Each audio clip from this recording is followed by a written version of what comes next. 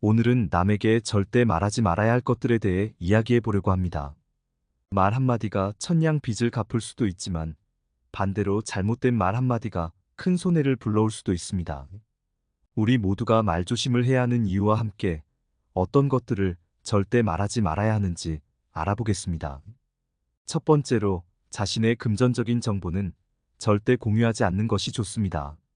예를 들어 여러분의 수입, 저축, 빚, 투자 계획 등은 개인적인 정보로 타인에게 말했을 때 오해나 부러움, 심지어는 갈등을 일으킬 수 있습니다.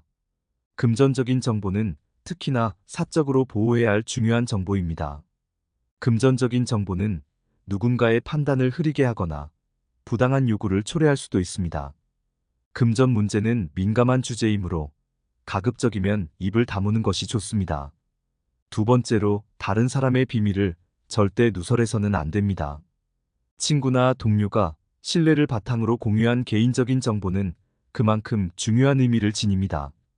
이를 다른 사람에게 전하거나 유출하면 신뢰가 무너질 뿐만 아니라 큰 갈등을 초래할 수 있습니다. 타인의 비밀은 반드시 비밀로 지켜야 합니다.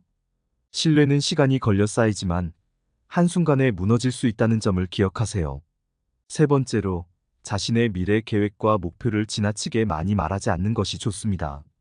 물론 목표를 설정하고 이를 공유하는 것은 동기부여에 도움이 될 수 있지만 너무 많이 말하면 오히려 실행에 옮기지 못하게 될 가능성이 있습니다. 말을 함으로써 목표를 이미 이룬 듯한 착각에 빠지기도 하죠. 말보다 행동이 더 중요합니다. 자신의 미래 계획과 목표는 스스로 다짐하며 꾸준히 노력하는 것이 더 효과적입니다. 목표를 이룬 뒤 그 결과를 나누는 것이 더 좋습니다. 네 번째로 가정 내 갈등이나 문제는 가족 내에서 해결하는 것이 좋습니다. 가족 간의 문제를 외부에 지나치게 공유하면 그로 인한 오해나 편견이 생길 수 있습니다. 특히 가족 간의 갈등은 매우 민감한 주제이기 때문에 신중해야 합니다. 가정의 문제는 외부의 시선보다 내부의 대화를 통해 해결하는 것이 중요합니다. 가족끼리 해결할 수 있는 문제는 가급적 가족 안에서 풀어나가는 것이 좋습니다.